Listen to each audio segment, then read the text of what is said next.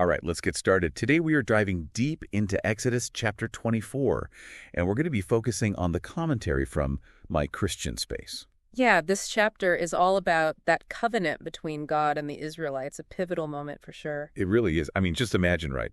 You're at the foot of Mount Sinai. Whoa. God is coming down. The earth is trembling. A symphony of awe. Oh, totally. And anticipation, and this chapter is just, it's packed full of symbolism. Oh, yeah, vivid imagery. And like deep, profound implications for for faith and how we understand God's relationship with humanity. It's not just like a dry contract or a legal agreement. Oh. It's like the forging of this dynamic relationship. Yes. Between God and his chosen people built on trust, obedience. Sacrifice, yes. Huge, huge themes. And right away, right from the start in Exodus 24:12, we see God summoning Moses, Aaron, his sons, and 70 elders to the mountain.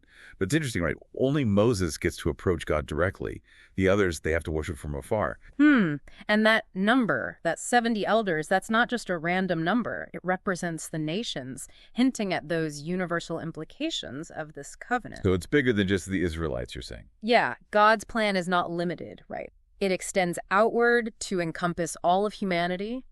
But that image of Moses alone with God, while everyone else is kind of watching from a distance, that's interesting, don't you think? It does make you think, yeah. It kind of raises a question, is there a hierarchy of closeness to God? Ooh. Or are we all invited into that intimate fellowship with him, regardless of our position? What do you think? That's a question for everyone listening, right? Yeah. Like, where do you feel like you are in relation to God in that image? It's something to really ponder. Okay, so moving on to Exodus 24:3, we see the Israelites responding to God's laws, and they do it with incredible unity. They declare, "We will obey every word Adonai has spoken." Yeah, you can feel that collective purpose there. Right.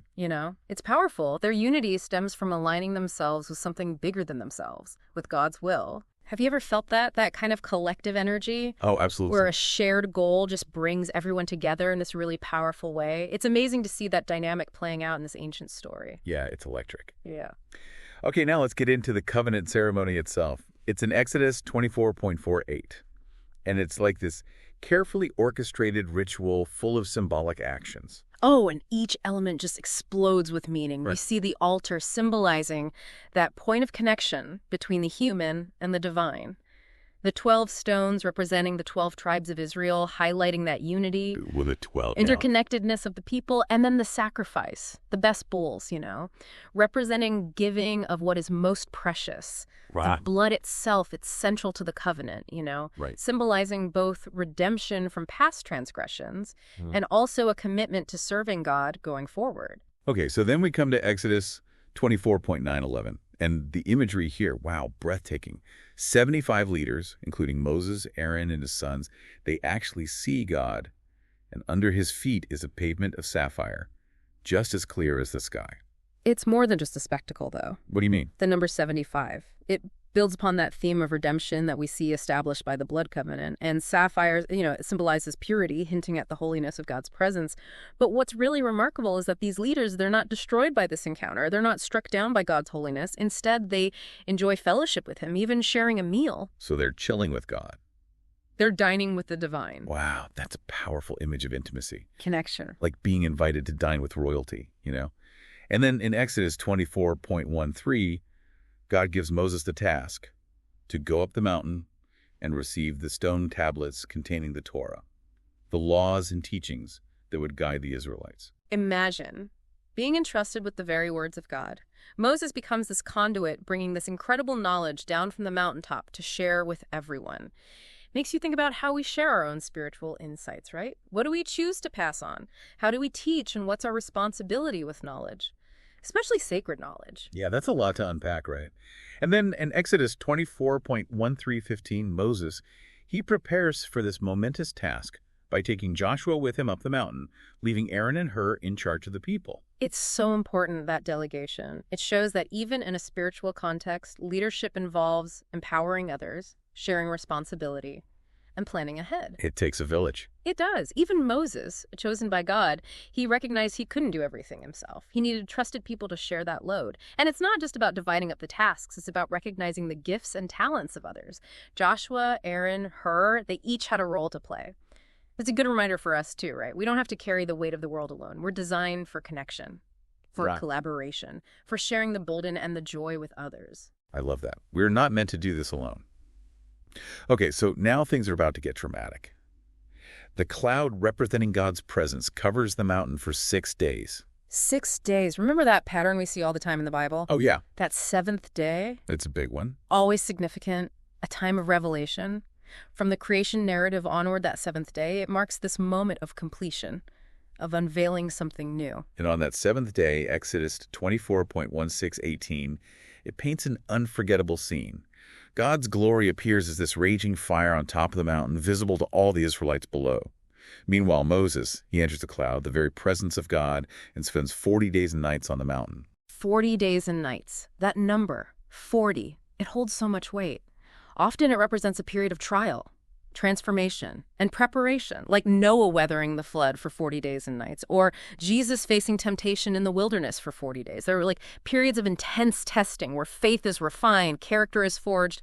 What do you think? What experiences in your life have felt like 40 days and nights? What moments of challenge or uncertainty have shaped you, pushed you to evolve, deepen your understanding of yourself, of the world? 40 days and nights on that mountain. I mean, enveloped in God's presence. What must that have been like? How did it transform him? That's the key, isn't it? The transformation. It wasn't just about receiving the 10 Commandments on those stone tablets. It was about being reshaped, refined by that direct encounter. You know, those 40 days weren't just about waiting for the fire to die down. They were a crucible, Wow. a time of intense spiritual preparation. And you know that theme of transformation. It echoes throughout this entire chapter. It really does. It makes you think, how often are growth and change, how often are they tied to those challenging 40 days and nights in our own lives, those periods where we're pushed and tested and stretched?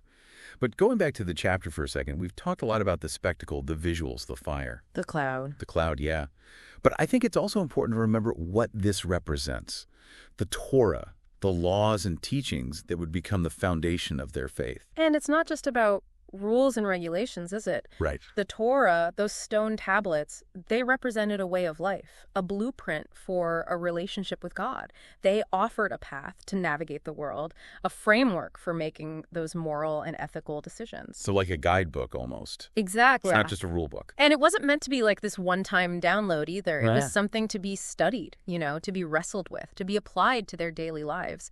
Makes you wonder, how often do we approach our own spiritual practices with that kind of dedication, with that commitment to really, digging deep and wrestling with those big questions? It's so true. It's so easy to just kind of go through the motions, Just focus on the rituals, on the outward expressions of faith. Yeah.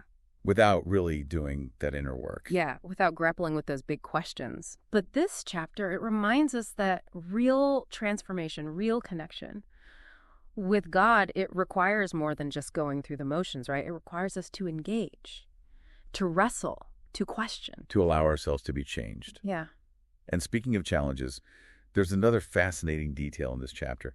The fact that Moses brought Joshua with him up the mountain, while Aaron and Hur, they stayed behind.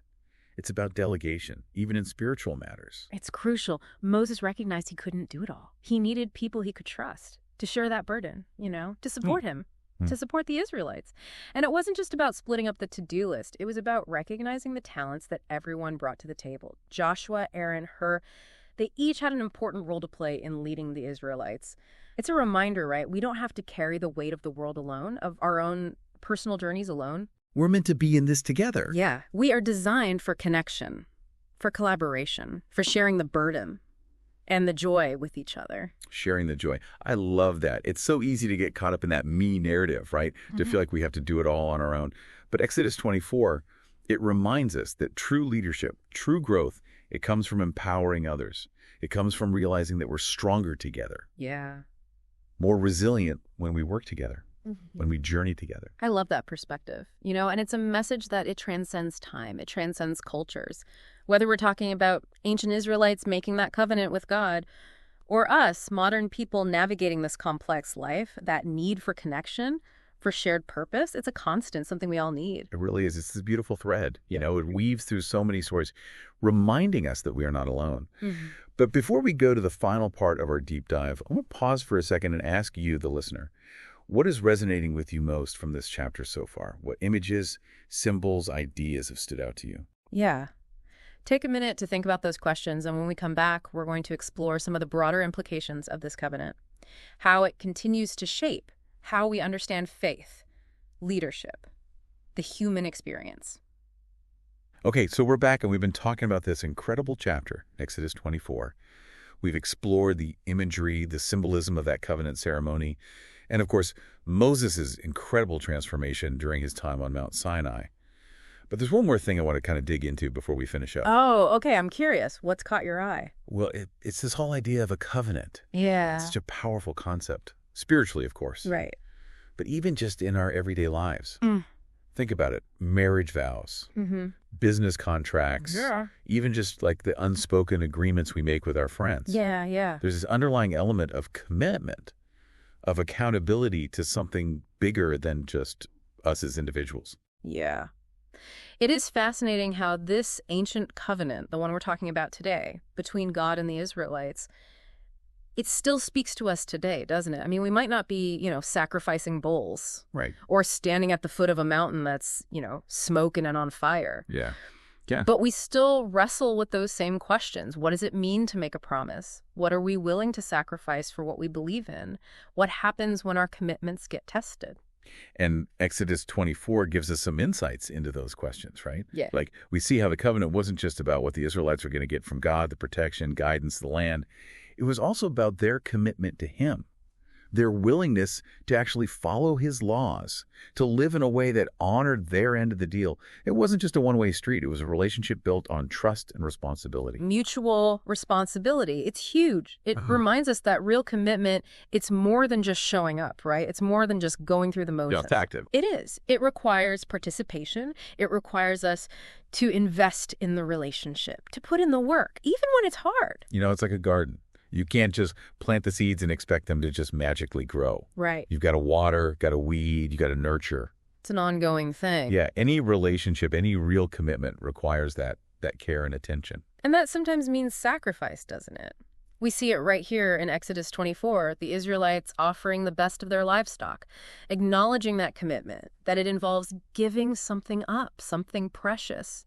And that sacrifice, it's not always a physical thing, is it? No. Sometimes it's about our desires, our ego. Exactly. Something bigger for the relationship. It can be really hard, that surrender, that choice. It can. But it can also be incredibly transformative, right? I mean, think about Moses on that mountain for 40 days and nights, enveloped in God's presence. It was intense, stripping away those old patterns, embracing something new.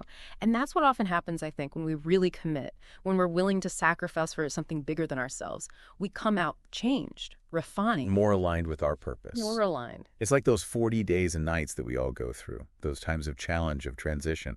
They may not involve fire and brimstone, but they force us to look at our limitations, to dig deep, and to hopefully come out stronger, more resilient on the other side. And just as the Israelites came down from that mountain, bound this new covenant, we too can choose to bind ourselves to something greater than ourselves. Right. A cause, a community, a set of principles. We may stumble, we may question, but that commitment can serve as a guide, as a compass, leading us back to where we need to be, reminding us who we are and what we're about. It's a journey. So we wrap up our deep dive today into Exodus 24. I want to leave you with this. What covenants have shaped your life? What commitments have tested you, refined you, transformed you? What lessons have you learned along the way? Thanks for joining us, and keep diving deep.